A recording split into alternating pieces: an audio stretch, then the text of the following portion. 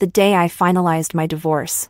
I booked a high-speed train ticket back to my hometown. A phone, an ID card, and a bank card with a limited balance. These were all I had after all these years. The housekeeper called me, saying I still had some items left to pick up. Just throw them away. I don't need them, I replied. He then mentioned that the little master was crying for his mom. He'll have a new mom soon, the one he's always been thinking about. My son really takes after his father, even in the women they love. I used to be sad, wondering why it couldn't be me. Now I think, if he doesn't love me, then so be it. Before the train started moving, I said my final words over the phone. Tell him not to worry. I'll never bother him again in this lifetime. Chapter 1. After saying my final words, I turned off my phone and changed the SIM card. From now on, this city has nothing to do with me. Sitting next to me was a little girl about my son's age,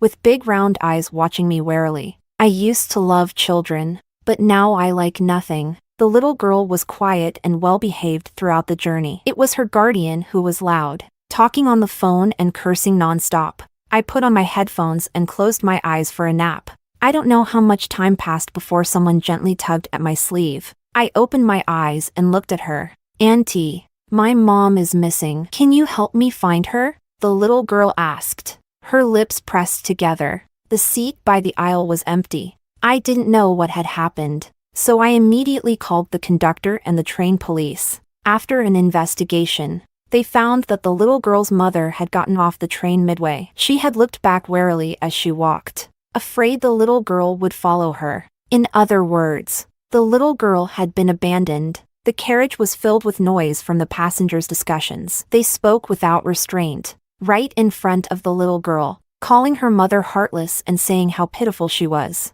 The little girl sat quietly in her seat, motionless, neither crying nor making a fuss. I thought for a moment, then showed the train police my ID and left my home address and contact information. So when I got off the high-speed train, in addition to my phone, ID card, and a bank card with a limited balance, I also had a child with me. Chapter 2. I officially settled down in my hometown. I tidied up the desolate little courtyard, planting fruits and vegetables. I framed my grandmother's portrait and hung it in the center of the living room. I named the little girl Felisa, giving her my surname, Song. I completed the paperwork and got her registered. From then on, my household registration book was no longer a solitary page. Chapter 3. Feli never smiles. She always has a serious look on her face, staring at me solemnly. She understands everything, mature beyond her years, though she is only 4. She stands on a stool to cook porridge for me when I'm sick. I think of my own child, the Jiang family's little master, Benjamin, who receives an entire ski resort as a gift when he wants to ski, and an entire candy factory when he wants sweets. They are so different. Feli asked me why I adopted her. She said she was just a burden. I patted her head and answered, because I was lonely. So can you keep me company? She looked at me, silent for a long time, then nodded vigorously. Okay, I'll stay with you forever. Chapter 4. The days passed by. Feli started kindergarten. Feli started elementary school. Feli became a class monitor. Feli got into a fight. I was very surprised when I received the call from her teacher. Feli is an obedient child, very mature for her age. She wouldn't even give her classmates an extra glance, let alone get into a fight. In her words, they were too childish. I rushed to the school. The teacher met me at the school gate, looking helpless. The child who fought with Feli is a new transfer student. Why did they fight? This was all I wanted to know. The teacher gave me a slightly strange look when she heard my question. What? Benjamin said Feli was trying to steal his mom. What did you say? I stopped in my tracks. The photo in Feli's pencil case. Of you and her. The teacher said. Benjamin saw it and said, he said Feli was shameless for trying to steal his mom. I didn't say anything more, following the teacher silently. When we reached the office, the teacher turned to me. By the way, Benjamin's father is already here, standing at the office door. I first glanced at Feli sitting in the corner, quietly doing her homework. Seeing her calm, I breathed a sigh of relief. Out of the corner of my eye, I saw a little boy throwing a tantrum. When he saw me, his eyes lit up, and he ran towards me on his short legs. Mommy! I bent down, catching Benjamin. I didn't hug him but gently pushed him away. Little one, you've mistaken me for someone else. I smiled slightly, then looked up to meet the gaze of the man in the room. Hello, sir. I am Felisa's mother. Chapter 5. I never expected to see Lawrence again. The world is vast, and if you don't want to meet someone, you naturally won't. Benjamin cried loudly, accusing me of abandoning him. Feli gripped her pen tightly, and I knew she was getting a bit annoyed. Lawrence stared at me in silence. I knew he was waiting for my reaction. Feli, I said, packing up her school bag. Can you head home first? Feli nodded decisively, slung her bag over her shoulder, and left without looking back. As soon as she was gone, Benjamin quickly wiped away his tears and ran over to hug my leg. Mommy, please don't be mad at me, okay? I know I was wrong. I bent down, smiling as I patted his head. Then I looked up at Lawrence. Mr. Jiang, can we talk privately? Chapter 6. There's really nothing noteworthy about my past with Lawrence. When my grandmother was young, she helped the Jiang family by saving Lawrence's grandmother during a kidnapping. So over the years, the Jiang family always sent gifts during holidays. After I got into college, my grandmother was too old to travel and worried about me being alone, unable to adapt to the city's fast pace. She contacted the Jiang family and asked them to look after me. That year, when I came out of the train station with my luggage, I saw Lawrence leaning against a car, casually playing with his phone. He was so dazzling that I wanted to use all the beautiful words I knew to describe him. Falling for him was the most natural thing in the world. I knew we were from different worlds and never thought of anything else. The moon hung high in the sky, and I was already content to be bathed in its light as I passed by. Lawrence and I attended the same university. Occasionally, he would bring me some items on behalf of his elders. Over time,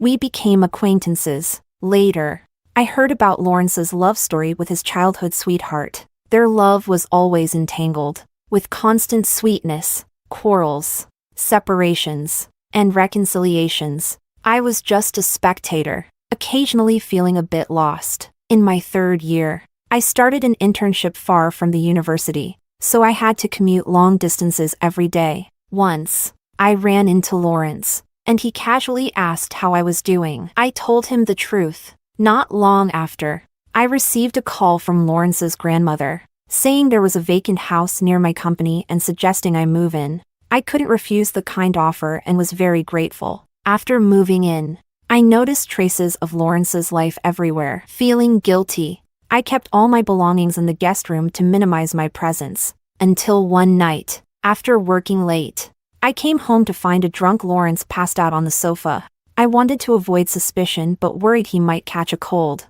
so I brought a blanket to cover him. Lawrence opened his eyes and looked at me. I thought he was going to question why I was in his house. Instead, he pinned me down, and we made a terrible mistake. Chapter 7. Nowadays, I don't really remember much about that chaotic night. The human body has a self-protective mechanism. Sometimes, when things are too painful, they gradually fade away. In my life so far, I've only been with one person once, and he called out someone else's name. Thinking back, Lawrence has only ever called me by my name once. On the day we first met, at the train station, he looked me up and down and said, "Julia?" "Yes, I am." If life were as it was at first sight, why would the autumn wind bring sorrow to Painted? Chapter 8. The campus was silent after school. Lawrence and I stood at the end of the corridor, a vibrant green backdrop behind us. "Didn't you want to talk privately?" Lawrence asked. "Say what you need to say." Since he initiated, I didn't hesitate. "What have you been telling Benjamin these past few years?" "What?" "We've been divorced for 4 years. In these 4 years, I've kept my promise not to appear and have been sending child support to your account every month on time. Children's memories are short. Besides, Ben never liked me as his biological mother. If no one had been reminding him constantly, he wouldn't still remember me, let alone have feelings for me." Lawrence turned his head away. "I haven't said anything to him. It's his grandmother who's been reminding him." Then why the transfer? He's been clamoring to come find you. Lawrence paused. I couldn't stop him. Of course. Benjamin is the apple of the Jiang family's eye. Whatever he wants, he gets. Even Lawrence has no principles when it comes to Benjamin. I lowered my gaze, quietly contemplating. After a while, I smiled. It's fine. Once his expectations are shattered, he'll naturally want to go back. I've never been a likable person. Once Benjamin spends enough time with me, he'll realize that his memory has idealized me. In reality, I am still the unlikable, annoying biological mother who will only lower his status. Chapter 9. After returning to my hometown, I opened a small restaurant to make a living. Since I couldn't manage alone, I limited the number of customers. Slowly, it gained popularity and became a trendy spot among tourists. 18-year-old Julia wanted to be a successful woman making millions a year, so she studied computer science. 28-year-old Julia only wanted to guard the small restaurant of less than 100 square meters and quietly spend the rest of her life. Since transferring schools, Benjamin would be brought to my restaurant by a driver every day after school. He's a smart kid who only showed his bratty side on our first day of reunion. Lawrence rarely appeared. Most of the time, the person accompanying Benjamin was the driver. I didn't understand what the Jiang family was thinking. They valued Benjamin so much, yet they trusted him alone in this remote small town. I didn't chase him away. He was the only blood relative I had left in this world. I once stayed awake for 3 days and nights to take care of him when he had a high fever. I once made toys for him by hand, injuring my hands in the process. I must admit, people are inherently selfish. When I did those things for him, I didn't expect anything in return. But after all my efforts, I was somewhat hurt by his disdain, aversion, and dislike. When he was little, he was very attached to me. He needed me to sleep, and he needed me to carry him when we went out. I relied on his dependence on me to endure countless cold stares and grievances at the Jiang family. But as he began to develop his own will, learned to walk, and learned to say no, he gradually stopped liking me, because I would stop him from eating too much candy and sternly educate him when he was being naughty. Children don't discern right from wrong. They only know that I often restricted him. So naturally, he didn't want to be close to me anymore. Until one day, after Lawrence took him out to play, Benjamin came home and boldly declared, "I don't want you to be my mom anymore. I want Aunt Miranda to be my mom. You don't deserve to be my mom. Get out! This is my house." Chapter 10. Feli asked me privately if she could avoid being friends with Benjamin because she didn't like him. Of course you can. I didn't mind, but I was curious. Why don't you like him? Feli is a generous child. She rarely shows clear dislike for someone, usually remaining indifferent. "He hurt you," Feli said calmly. "You're always sad when you see him." I was stunned. "He knows you're sad, but he keeps appearing in front of you," Feli continued, lowering her head, feeling a bit down. "Can I hit him? I can't beat the adult yet, but I can beat Benjamin." Feli thought for a moment. "Mom, can you send me to learn martial arts? I'll become really strong. Mom, I'll protect you." I agreed to send Feli to learn martial arts. She studied with great dedication. The master said, "Your Feli is tougher than many older kids." I remembered Lawrence once mocking me, pointing at my nose. "Who would ever love a woman like you?" That's not true, Lawrence. Grandma loved me, and Feli loves me, and now, I love myself too. Chapter 11. Lawrence occasionally shows up, always arriving looking travel-worn. He sits in my restaurant, orders a couple of dishes, eats, and then takes Benjamin home. Neighbors ask if Lawrence is pursuing me. They don't know Lawrence is my ex-husband. They only know a wealthy bachelor is chasing after a divorced middle-aged woman with a child. I always laugh and deny it. He's not blind. Why would he be interested in me? He's here to pick up the child, not to court me. In the past, I would have speculated about the purpose behind Lawrence's actions. But now, I have no curiosity about him. Whether he comes or goes, it doesn't matter to me. Chapter 12. Sometimes I wonder when Benjamin will get tired of this trying to win mother's favor game. He's been in the small town with no aquarium, no amusement park, and no big shopping malls for almost 3 months. Perhaps the saying the unattainable is always more precious is deeply ingrained in everyone, even children. The colder I am towards him, the more he wants to cling to me. He often shows a lonely expression when I gently hold Feli's hand, when I bend down to straighten Feli's dress, when I bring out a special dessert I made just for Feli from the kitchen. But whenever I look at him, his loneliness disappears, replaced by a sweet smile. People's preferences change with their feelings. When I loved this child, any slight bump would make me feel bad for a long time. But now, even knowing he's pretending to be strong, I feel nothing. I even wonder why he hasn't left yet. His presence here is really quite annoying. I don't hate him. I just don't like him anymore. Chapter 13. Early summer had arrived, and after the closing ceremony, summer vacation officially began. That day, I opened the restaurant as usual, and by the time I closed in the evening, Benjamin still hadn't shown up. I assumed he had finally tired of the boring game and decided to return to his life as a privileged young master. But when I got home in the evening, I found him holding a delicate cake box, sitting obediently on the steps of the small courtyard. Lawrence was with him, accompanied by several gift bags. Their striking looks drew amazed glances from passers-by, but they were focused solely on what was in front of them. Dad, when will Mom be back? Soon. We specially came to celebrate her birthday and brought so many gifts. Will Mom be happy?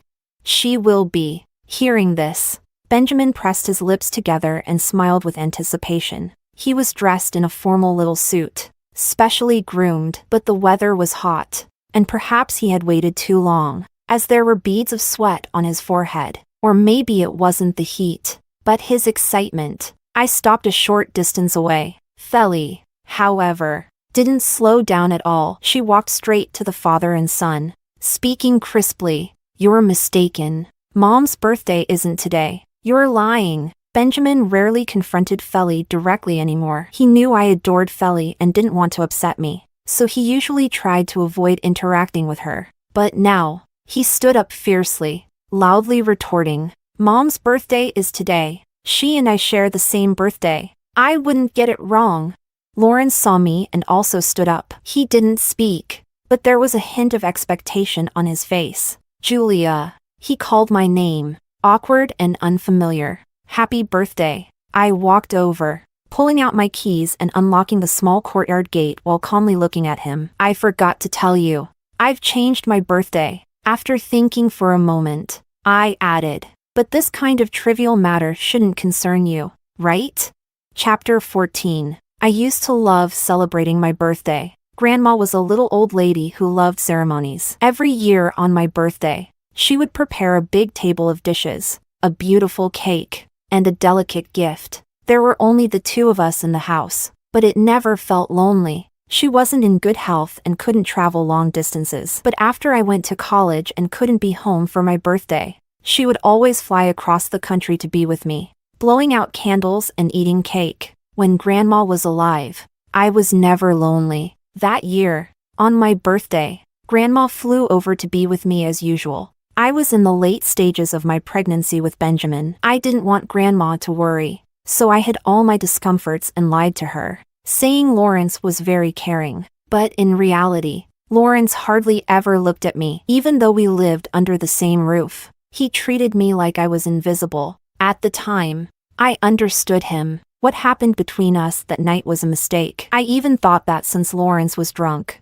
I could sneak away once it was over. If I didn't say anything, no one would know what had happened. But what actually happened was that Lawrence tortured me the entire night. Before I could regain my strength to leave, the door was opened by Lawrence's grandmother, who had come to visit me. She had brought me chicken soup, knowing I had been working hard. So, things spun out of control, and there was no turning back. Lawrence's grandmother wasn't interested in the young people's emotional entanglements. She only knew that Lawrence had ruined my reputation and had to take responsibility. She didn't care if Lawrence had a lover, if the Jiang family was happy with me as a daughter-in-law, or if I wanted to marry Lawrence. She only cared about not wronging me or my grandmother. Julia, I've told your grandmother about you and Lawrence. She's not in good health, and you don't want her to worry about you, right? I can tell you have feelings for Lawrence. You're a good child. I know you don't want to ruin Lawrence and Miranda's relationship, but what's done is done. Miranda can't tolerate any flaws in her relationship with Lawrence. So they have no future together, but you and Lawrence have endless possibilities. Don't you want to give it a try? I have to admit, for a moment, I was tempted, but before I could make a choice, I found out I was pregnant. The symptoms were severe, impossible to hide. So, I had no way out. I had to grit my teeth, endure Lawrence's hateful looks, and start a marriage that was destined to be unhappy. Sometimes, I hated my own deep-seated tendency to compromise. I had to act happy and sweet in front of the elders and indifferent in front of Lawrence. But in truth, I was not happy. I was in pain. Morning sickness was painful. Swelling was painful. Cramps were painful. Being despised by the Jiang family was painful. Being hated by Lawrence was painful. Being mocked by Miranda was painful. I endured it all and faced yet another birthday. Grandma was very happy. She not only prepared a gift for me but also for her future grandchild. She said she wasn't leaving this time and would stay until I gave birth and finished my postpartum period. But Grandma didn't get to see Benjamin being born. On my birthday, I took her out for dinner. She witnessed Lawrence and Miranda holding hands and kissing sweetly. Then she had a heart attack and ended up in the hospital. Chapter 15. My resentment toward Lawrence probably started around that time. I wasn't the one who made a mistake. I was the biggest victim. So why did I have to bear all the consequences? As soon as Grandma was sent to the hospital, she was taken to the emergency room. Not long after, the Jiang family arrived. Lawrence's grandmother slapped him hard in front of me, but I didn't want to stop her. I only stared at the surgery room, hoping the doctor would bring me good news. However, it wasn't long before the light in the surgery room went out. The doctor came out and regretfully told me to say goodbye to the elder. How ridiculous. To say goodbye. My grandma, just an hour ago, was smiling and holding my hand, saying she had personally made soft clothes for her good grandson. And now, I had to say goodbye? Lawrence's grandmother cried miserably, repeatedly saying she was sorry to me and to Grandma. I couldn't hear anything. I was just in a daze, gripping Grandma's hand tightly, afraid that if I let go, I would never touch her again. I know you're not happy in your marriage. You just don't want me to worry. So you say nothing. Grandma lay on the bed, looking at me with pain in her eyes. I'm sorry, Julia. Grandma can't be with you anymore. She cried in agony, choking on her words. Julia, what will you do if someone bullies you? What if no one is good to you? Who can I entrust you to? Don't worry, dear sister. I will take good care of Julia. Lawrence's grandmother vowed tearfully, pulling Lawrence to make him promise too. Lawrence knelt by the bed, telling Grandma, don't worry, Grandma. I will take good care of her. Grandma looked at him with cloudy eyes and smiled sadly. The biggest regret of my life was asking your family to take care of her. She clung to my hand, her eyes filled with reluctance to part with me. But in the end, she still left. She left with resentment, regret, and deep sorrow. I clutched my aching belly, and in the midst of my collapse and despair, I screamed through most of the night in the delivery room, giving birth to Benjamin, perhaps out of guilt. Lawrence rarely saw Miranda after Grandma's death and often helped with the child. Though he still didn't speak much to me, at least we maintained a polite distance. Miranda went abroad because of her heartbreak and rarely contacted Lawrence. I thought my life would continue like this, stuck in an unhappy marriage, with a husband who didn't love me, and a lovely son. But then Miranda came back, and upon her return, she took away all of Lawrence and Benjamin's attention, all the family affection I might have had and the love I never received. Miranda took without hesitation. On Benjamin's birthday, she said she had prepared a grand surprise for him. So Benjamin ran to her without hesitation, leaving me behind. Lawrence said that Miranda still didn't like me, so he wouldn't take me along. He promised to bring Benjamin back before sunset to celebrate my birthday with me. But that day, they didn't return until after midnight. Lawrence called and said Benjamin was too tired from playing and had fallen asleep. He didn't want to wake him, so they stayed out. In the silent night, I sat by the window for a long, long time. I thought of Grandma's last words. holding my hand and asking what I would do if no one treated me well. Grandma, I no longer like celebrating my birthday.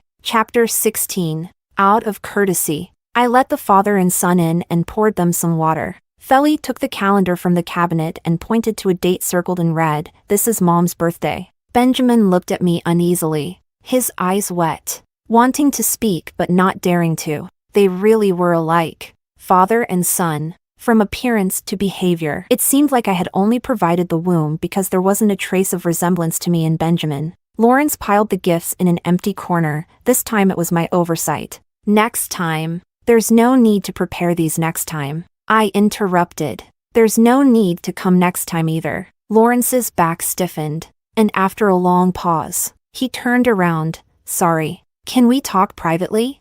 How rare it was for these words to come from his mouth. I made sweet drinks for the two little ones, turned on the TV to the children's channel, and then led Lawrence to the pavilion in the yard. This place is beautiful, Lawrence said, somewhat awkwardly. Thanks for the compliment. I got straight to the point. Please, say what you need to. I noticed you don't have another man in your life at the moment, Lawrence said. If you don't mind, can we remarry? I stared at him, silent. Lawrence awkwardly averted his gaze. I just think we should give the child a complete family. Ben has changed a lot recently. He's not as willful and spoiled as before. So, aren't you married to Miss Miranda? Lawrence was stunned. Back then, everyone told me she was the suitable wife for you. Benjamin's mother. Although you never directly said it, I assume you agreed. So I took the initiative to step aside. What? You didn't end up together? Lawrence couldn't withstand my gaze. His hands clenched and unclenched unconsciously. That's all in the past. And so are we. But we have a child. So what? Lawrence, stop using others as excuses. First it was Miranda. Now it's Benjamin. I smiled softly. Is it so hard to admit you have feelings for me? Chapter 17. I used to wonder how insignificant I must be in Lawrence's eyes for him to be so ashamed to admit it. Love is hard to hide. I never said I loved Lawrence, but my flushed ears and racing heart betrayed me long ago. Our marriage lasted 4 years. I might have a tendency to please others, but if he had never given me a shred of hope, I wouldn't have lasted 4 years. I don't know when he started to like me or how much he liked me. I just inherited the habits of my grandmother's generation. When something isn't good, the first reaction isn't to throw it away and get a new one but to patch it up and make it last as long as possible. The same goes for marriage. I thought, maybe Lawrence didn't dislike me that much. If I tried harder, maybe the marriage could get better. I desperately tried to find signs of his affection for me, hoping to gather these fragments of love to light my way forward. Eventually, I illuminated the path. The road was rugged, bumpy, and filled with nauseating stench. These fragments of love weren't enough to sustain me, nor did they bring any warmth. They only made me realize how unbearable this marriage was. I used to think maybe you had a strong moral sense and couldn't accept loving another woman besides Miranda. Later, I realized if you really had such strong morals, how could you still have an ambiguous relationship with your first love even after getting married? You're just selfish. You even use Benjamin missing me as an excuse to reconcile. But Lawrence, we've been divorced for 4 years. Lawrence swallowed hard, his voice hoarse. So, I'm too late, right? It's not that you're too late. I sighed softly. It's just that all of that is in the past. Lawrence, look forward. Lawrence raised his hand, covering his eyes. I knew his pride. Seeing him like this didn't bring me any satisfaction. So, I quietly got up and left him in that small space. Before leaving, he reached out and grabbed my skirt, with great force. His knuckles turned white, and veins bulged. He had lost a lot of weight, and there was a sense of unhidden desolation about him. I heard his suppressed sobs and saw his trembling shoulders. Don't come again, I said. Return to your own life, and take Benjamin with you. I pulled my skirt back. Smoothing it out, I forgot to tell you. My birthday now is the anniversary of our divorce. That was also the day I found Feli. She didn't know her birthday, and I wanted a new one, so we decided to make that day our rebirth day. Consider it an early birthday gift from you. Give me some peace. Thank you, Lawrence. Chapter 18. Lawrence left, taking Benjamin with him. He didn't say anything, but Benjamin guessed. Before leaving, he clung tightly to my leg, refusing to let go. He cried miserably, his voice sharp and hoarse, his face flushed red, sobbing as if he were about to faint any second. I won't go. Let me go. I want my mom. He struggled desperately, begging me, Mom, please don't abandon me, okay? I'll be good and obedient from now on. I won't make you sad anymore. Please don't send me away. Dad, you're a liar. You said Mom would forgive me. Big liar, big bad guy. Go away. Mom. The car door slammed shut, and I saw Benjamin crying and clinging to the window, banging on it with all his might. Looking at me pitifully, Lawrence pulled him away, holding him down firmly, and ordered the driver in a deep voice, Drive. He didn't look at me again. Not once did he turn back. Feli stood beside me, looking up at me expectantly. What is it? I asked gently, looking down at her. They won't come back, right? No, they won't. Mom, are you sad? I just smiled and rubbed her head. Feli, everything will pass. Remember, no matter how painful things are, as long as you keep moving forward, with determination and without looking back, you will get through it. I've already walked far ahead, but it seems Lawrence and Benjamin are still standing in the same place. But it doesn't matter. We were never meant to be on the same path, so there's no need to stop and wait for them. That night, I had a dream. In the dream, I returned to a few years ago, to when Benjamin was just born. I was so exhausted from taking care of him that I fell asleep on the sofa. In my days, it was Lawrence, coming home late from work, who picked me up, carried me upstairs, and gently placed me on the bed. He brushed my hair away from my forehead and gave me a tender kiss. Good night, honey. At that moment, I truly believed I could spend my life with him. Later, I understood that a lifetime is too long,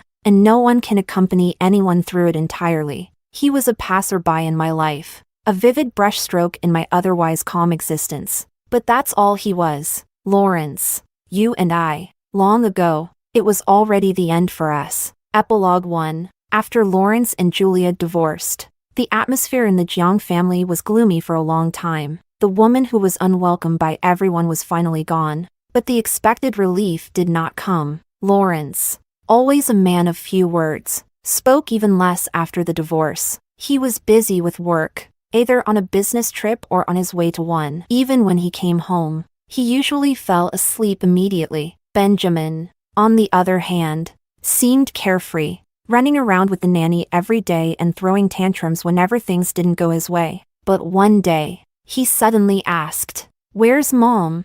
The nanny didn't know how to respond. Benjamin was proactive. He looked under the table, in the wardrobe, in the garden, searching for a long time but finding nothing. Where did Mom hide? Children forget easily, but Benjamin was smart. He could clearly recall the last time he saw Julia. That morning, before Julia left, she smiled, bent down, and patted his head. Ben, Mom is leaving. I used to hope you'd be a good and obedient child, but now I understand that you're different from me. You have the privilege of being willful. In the days to come, be happy and joyful. At that time, Benjamin didn't take these words to heart. He was annoyed by Julia's lectures and resented her control over him. But now, as he remembered those words and looked around the large villa, realizing Julia's presence was nowhere to be found, he finally realized and started to feel sad. That evening, when Lawrence came home, Benjamin unusually grabbed his hand. Dad, did you fight with Mom?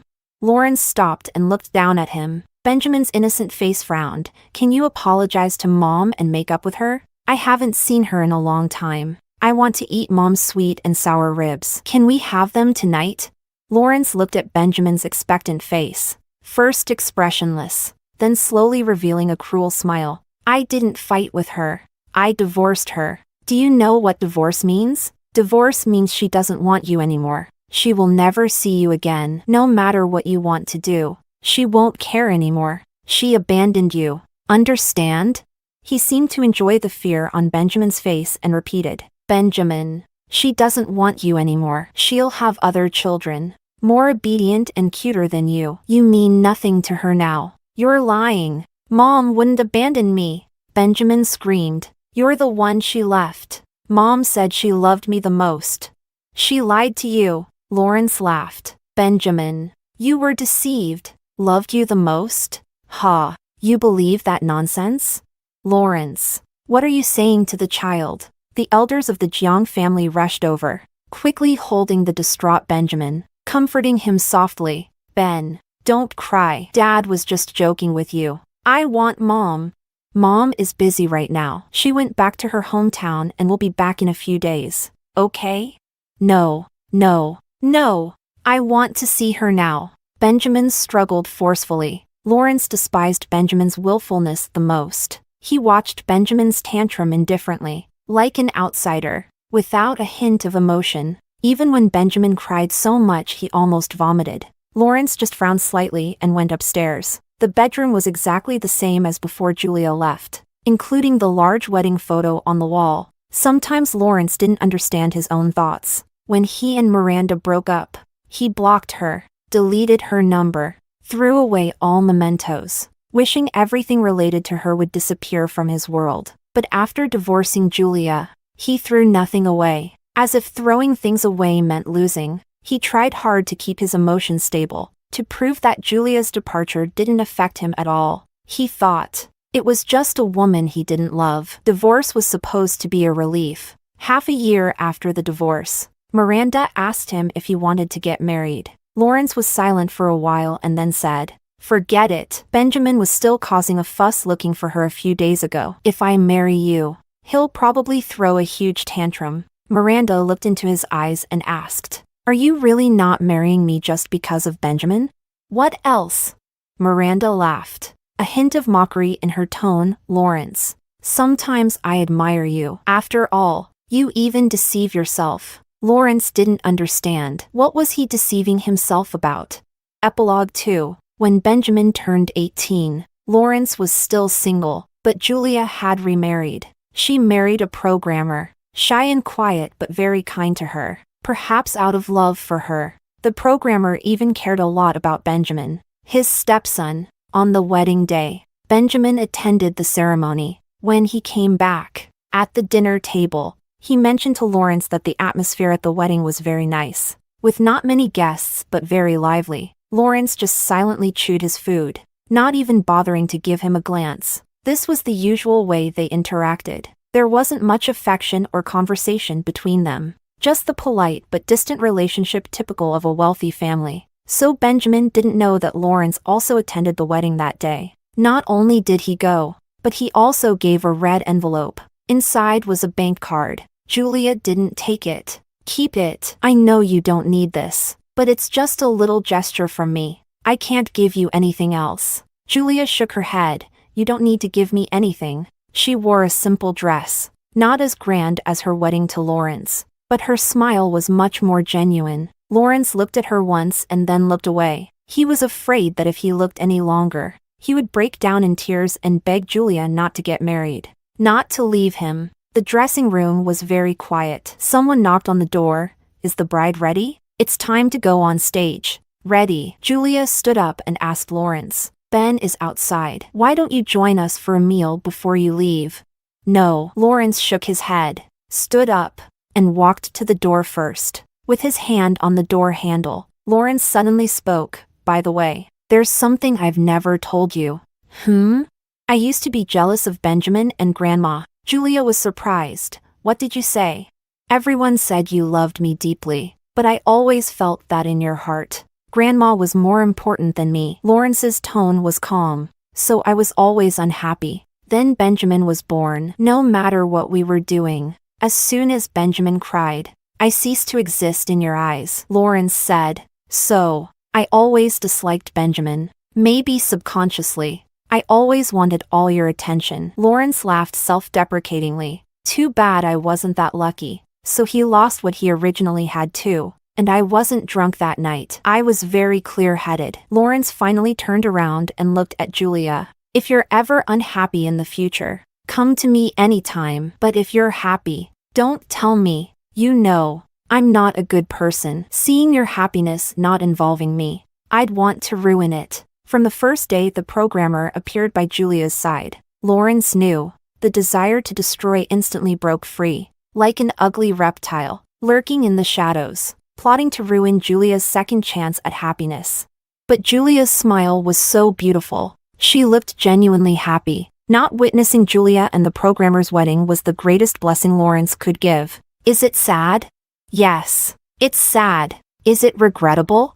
Yes, it's regrettable. But no matter how sad or regretful, in this lifetime, he and Julia are over. Lawrence thought of the year he first met Julia. He was reluctant to pick up the country bumpkin sent by his grandmother. Just a second before seeing Julia, he was complaining to his friends on his phone. But when he looked up and saw Julia, he almost stopped breathing. She was like a cool breeze, sweeping away all the summer heat, leaving only the sound of cicadas and the dappled sunlight through the trees. The attraction was instantaneous. He did many things he couldn't understand, his eyes unconsciously following her in every moment of life. By the time he realized it, there was no turning back for them. He watched as the sunlight on her gradually faded, shadows growing larger. At that time, he really thought she would stay by his side for life. In a daze, Lawrence seemed to dream. In the dream, he returned to their wedding day. The officiant held the microphone and asked him,